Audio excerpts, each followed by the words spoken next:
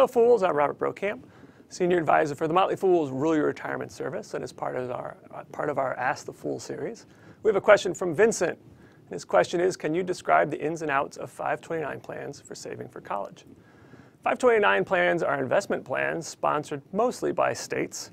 And the great benefit is that the money grows tax-free as long as the money is used for qualified higher education expenses, things like tuition and room and board, and anything else you're required to pay to attend the school.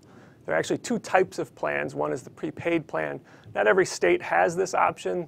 The general philosophy behind these is that you buy tomorrow's tuition at today's prices or a little bit more than today's prices, so that you're guaranteed when you put that money in that it will cover tuition, whatever it costs in the future. However, that guarantee has several limitations. First of all, it only covers in-state public schools. So if your student decides to go to a private school or a school out of state, that guarantee doesn't apply. You still get your money back and maybe a little bit of growth, but not much. And like I said before, not every state has these plans. The other option is the 529 savings plan. It's actually sort of like a 401k in which you put the money in and you choose from a selection of several mutual funds. The benefit of a 529 savings plan is that you have a range of investment options. The money can be used for any college, in-state, out-of-state, private, public, even some international schools. With a 529 plan, you actually own the assets, not the student, so the student can't take the money out and spend it on a car or vacation or something like that. You can transfer the money among your relatives, so if your student decides not to go to college, you can go to another sibling, a cousin, even yourself if you want to go to school later on in many cases.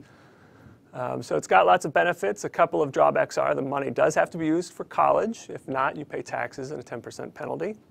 The investment options are actually rather limited. You can't buy stocks and bonds, and you actually can't trade too often. In most plans, it's just you can only change your investment choice maybe once a year.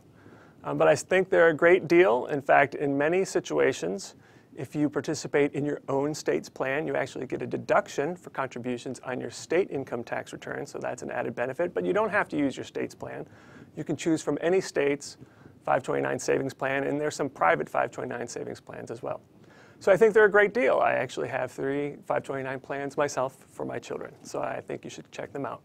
So Vincent, I hope that helps, and if you have any other questions about 529 plans or saving for college, visit us on Fool.com. People on the show may have interest in the stocks they talk about, and the Motley Fool may have formal recommendations for or against.